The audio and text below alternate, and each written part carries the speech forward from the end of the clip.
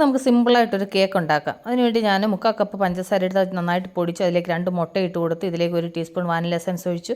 എന്നിട്ട് അത് മിക്സിയിൽ നന്നായിട്ടൊന്ന് അടിച്ചുകൊണ്ട് വന്നു. എന്നിട്ട് ഇതിലേക്ക് ഞാനൊരു 3/4 കപ്പ് എണ്ണ ഒഴിച്ചു. എന്നിട്ട് അതുകൂടെ മിക്സിയിൽ നന്നായിട്ട് ഒന്നുകൂടെ ഒന്ന് അടിച്ചുകൊണ്ട് വന്നു. എന്നിട്ട് ഇതിലേക്ക് ഞാൻ ചേർക്കാനുള്ള മാവ് റെഡിയാക്കണം. അതിന് വേണ്ടിയിട്ട് ഞാൻ 1 കപ്പ് മൈദ, 3/4 teaspoon baking powder, 1/2 teaspoon baking soda ഇത് ഇത്രയും കൂടെ ചേർത്ത് നന്നായിട്ടൊന്ന് അരിച്ചിട്ട് ആ മുട്ടയുടെ മിക്സിലേക്ക് ചേർത്ത് കൊടുത്തു. എന്നിട്ട് മിക്സിയിൽ ഒന്നുകൂടെ ഒന്ന് അടിച്ചെടുത്ത് അപ്പോൾ അത് ഭയങ്കരമായിട്ട് ഇച്ചിരി കട്ടിയായിട്ടിരിക്കുന്നു. എന്നിട്ട് ഞാൻ ഇതിലേക്ക് ഒന്ന് മിക്സ് ചെയ്തതിന് അതിലേക്ക് ഞാൻ 1/2 ഗ്ലാസ് പാല് ചേർത്ത് കൊടുത്തു. എന്നിട്ട് അതൊന്ന് മിക്സ് ചെയ്തിട്ട് മിക്സിയിൽ ഒന്നുകൂടെ ഒന്ന് അടിച്ചുകൊണ്ട് വന്നു.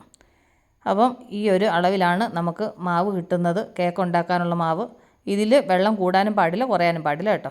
ഇനി നമുക്കിത് വേറൊരു പാത്രത്തിലേക്ക് ചേർത്ത് കൊടുക്കാം. എന്നിട്ട് ഞാൻ ഇതിലേക്ക് കുറച്ച് ക്യാരറ്റ്, അണ്ടിപ്പരിപ്പ്, മുന്തിരിങ്ങ ഇതെല്ലാം കൂടെ ചേർത്തിട്ടുണ്ട്. അത് നന്നായിട്ട് മിക്സ് ചെയ്ത് കേക്കിൻ്റെ ബേക്ക് ചെയ്യുന്ന പാത്രത്തിൽ വെച്ചു.